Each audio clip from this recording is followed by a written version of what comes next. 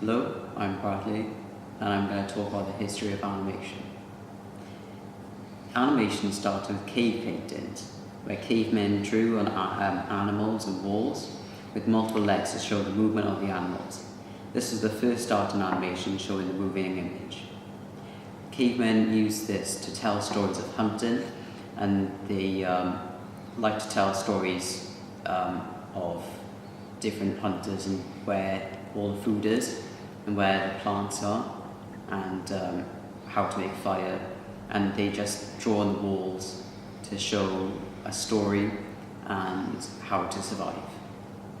In ancient Greece, there'd be multiple drawings of pots, and when they spun, it draw movement.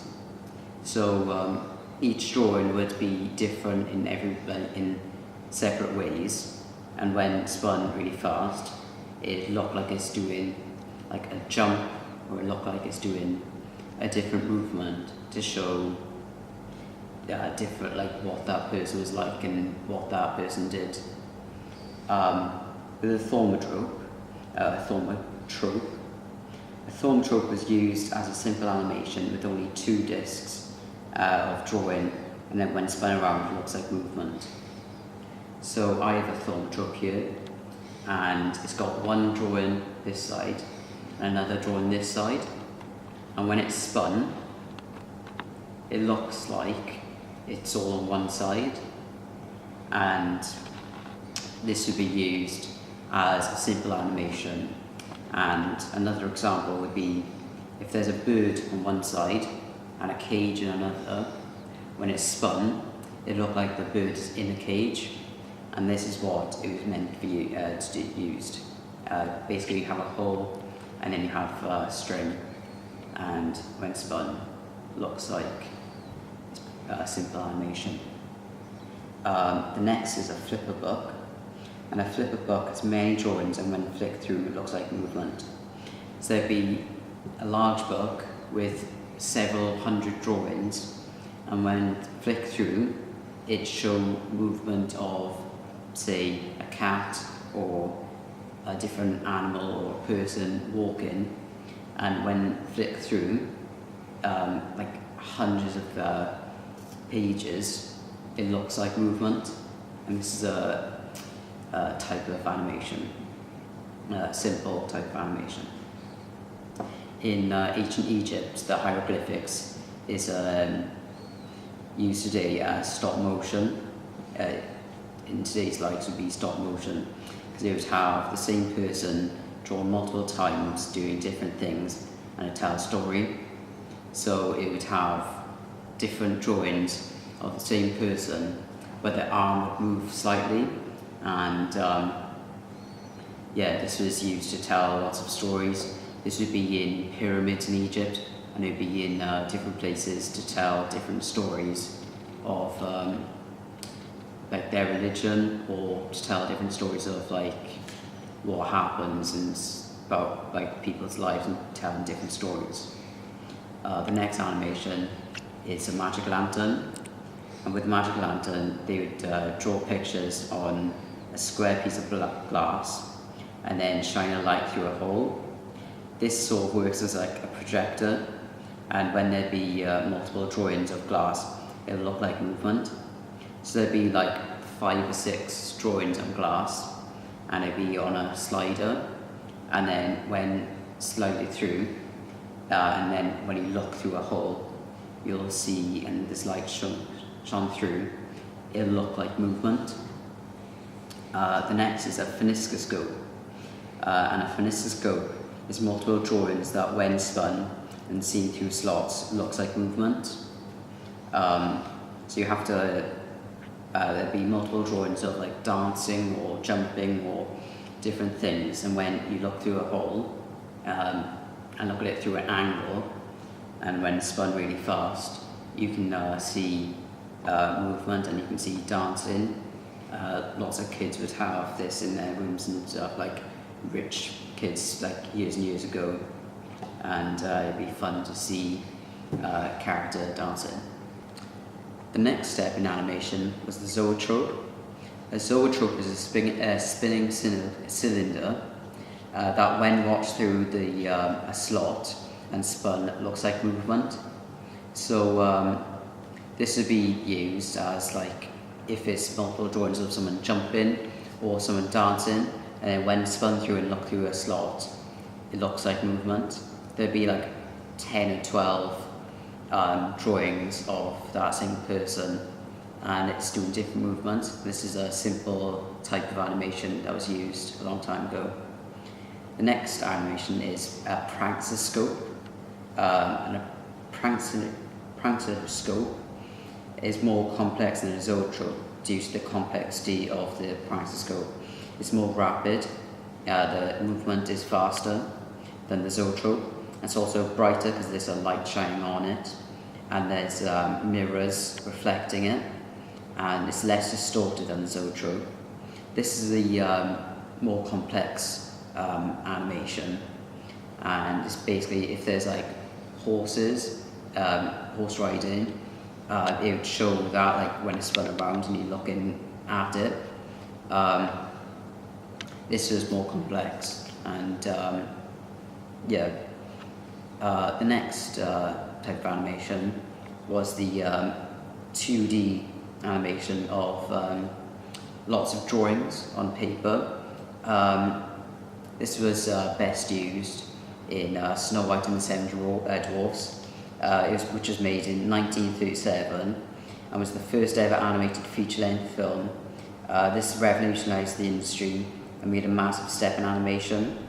This had like thousands and thousands of pictures and coloured, and it's massive for its time, and it had a lot of people working on it, and it revolutionised animation, and animation was never the same again. Yeah. The next one was flickering drawings. And flickering drawings is what was used to make the first ever animation. It was used for Steamboat Willie and Humorous Faces of Funny Faces. This was used a long time ago for short animated comedies. The animation was very simple and looked very funny, and that's what it was used for animated comedies. The next big step in animation was project called Gertie the Dinosaur. Gertie the Dinosaur was made of 4,000 individual drawings. It was also the first ever animation to have a dinosaur.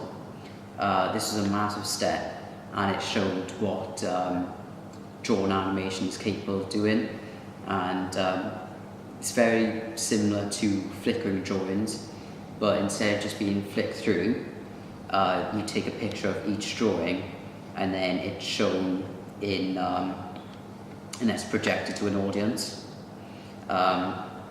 Then there's computer-generated animation. This is like 3D animation, what's made today. It's in all modern animated films, and it shows lots of depth. There's more you can show, like with character facial features. It's more realistic, and you can see emotion. 3D animation looks more realistic because of the depth of colour, and you're more free with the stories that you can tell. This is also used as CGI as well, and it's also used in like live action films to create monsters or to simply change the lighting as well. This is all the steps in animation.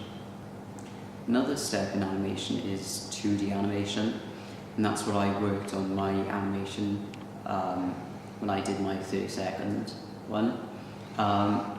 There's a lot of things you have to do when doing an animation, like character profiles. With mine, I wrote a lot about what the character would look like, I wrote about what the character does, and motivations and achievements that the character gets. This is like done with all the big animation films these days, like with Monsters Inc. There's a lot of character development for every character. Just keep going. Right. For every character has their own big achievements and dreams, and I wrote about what these characters are like, and easy use for all animation because it's such a big process. Like all the big animation films takes like 5 years. The studios want their characters and like everyone to have a meaning. I also wrote like script, and it's like everything's time coded. Yeah, with I decided to do 2D animation because it's a lot simpler, and with the story that I want to tell, 2D animation is the best because you can do depth. You can use like a lot of color, and it makes the target audience a lot bigger because it's simpler. You can do character movement in 2D animation, camera movement, like simple ones.